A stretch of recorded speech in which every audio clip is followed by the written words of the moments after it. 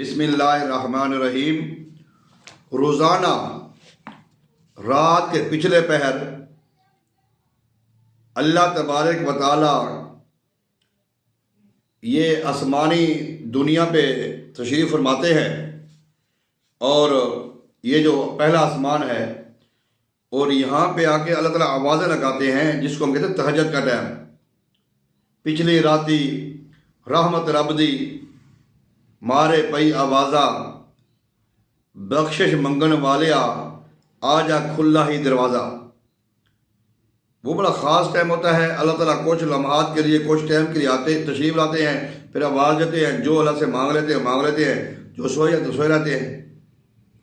لیکن شعبان کی جو 15ویں رات ہے نا، اس رات میں وہ پچھلے ٹائم اللہ تعالیٰ نیچے نہیں آتے، وہ اللہ تبارک و تعالی غروب آفتاب کے بعد ہی پہلے آسمان پہ تشریف لاتے ہیں، اور یہ آواز دیتے ہیں، ہائے کوئی مجھ سے مانگنے والا، بخشش مانگنے والا، میں اس کو بخش دوں، رزق مانگنے والا میں اس کو رزق دوں، بیمار ہے میں اس کو شفا دوں، تکلیف میں ہے، مصیبت میں ہے۔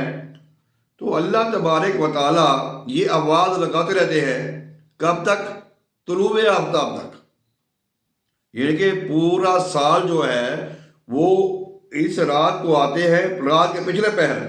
لیکن جو شعبان کی 15ویں رات ہے، حدیث پاک ہے، حضرت علی رضی اللہ عنہ سے روایت ہے کہ جناب رسول اللہ صلی اللہ علیہ وآلہ وسلم نے ارشاد فرمایا کہ جب شعبان کی 15ویں رات آئے تو تم رات کو قیام کرو، یعنی نوافل پڑھو، اور دن کو روزہ رکھو، کیونکہ اللہ سبحانہ و تعالیٰ کی جو ذات ہے، اس رات میں آفتاب غروب ہونے کے بعد آسمانی دنیا پر نازل ہوتا ہے اور کہتا ہے کوئی مجھ سے بخشش مانگنے والا ہے۔ وہ میں نے جیسے شروع میں عرض کیا ہے، تو یہ اللہ تعالیٰ کی جو آواز ہے، یہ صبح تک اللہ تعالیٰ آواز لگاتے رہتے ہیں۔ اور یہ حدیث پاک ہے ابن ماجہ کی مشکاہ شریف میں، اور اس کے بارے میں حضرت علی روایت کرتے ہیں، اور مشکاہ شریف کی حدیث پاک ہے، جلد اول صفحہ نمبر 240 پہ یہ حدیث موجود ہے۔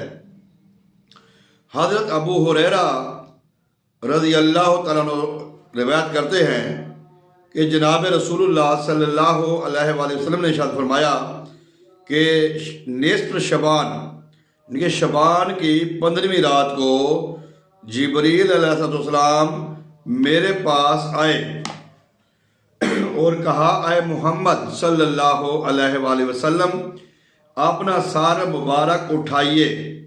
فرمایا، میں نے اس سے کیا، یہ رات کیا ہے؟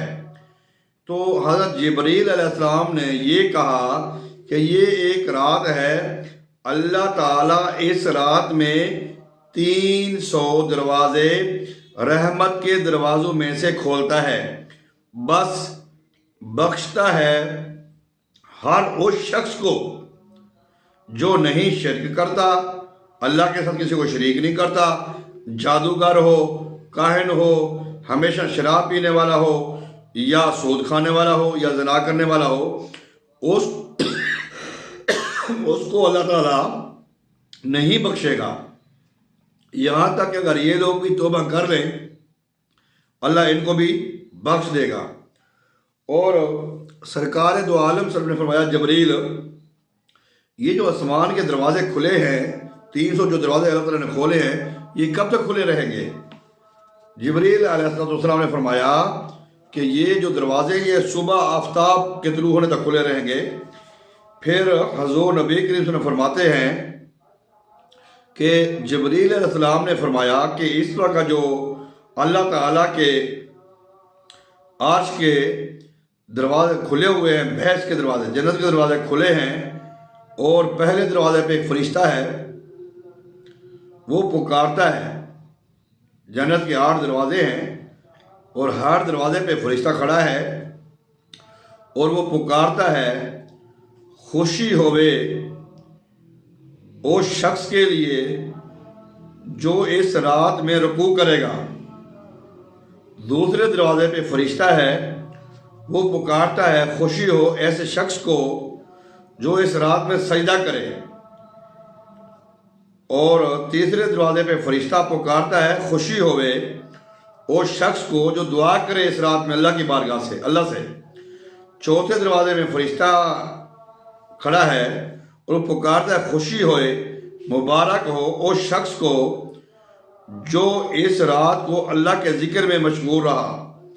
پانچویں دروازے پر فرشتہ ہے، پکارتا ہے خوشی ہو اس شخص کے لیے جو اس رات میں اللہ کے خوف سے رویا۔ چھٹے دروازے پہ فرشتہ ہے، وہ پکارتا ہے خوشی ہوئے مسلمانوں کو اس رات میں۔ ساتویں دروازے پہ فرشتہ ہے، وہ پکارتا ہے کیا کوئی ہے سوال کرنے والا، پورا کیا جائے گا اس کا سوال۔ آٹھویں دروازے پہ فرشتہ پکارتا ہے کوئی بخشش مانگنے والا ہے اور اس کو بخشا جائے۔ بس جبریل علیہ السلام نے کہا، سے پوچھا گیا جبریل یہ کب تک کھلے رہیں گے، یہ کام کب تک ہوتا رہے گا؟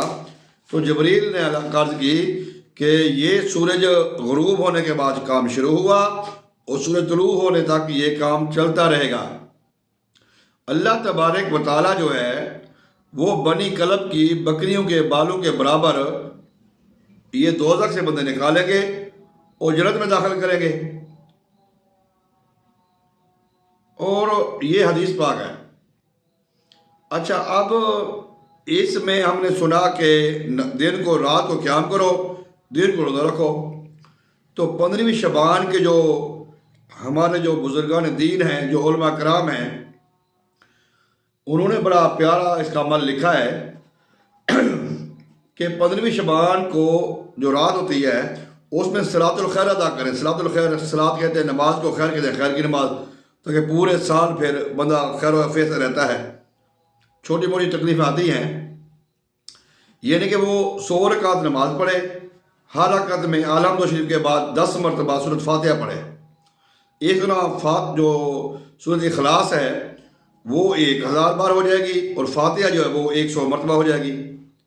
2 رکعت کی نیت کرے گا اور الحمد کے بعد 10 مرتبہ سورۃ اخلاص پڑھے گا، اور دو رکعتیں پوری کرنے کے بعد سلام پھیر دے گا۔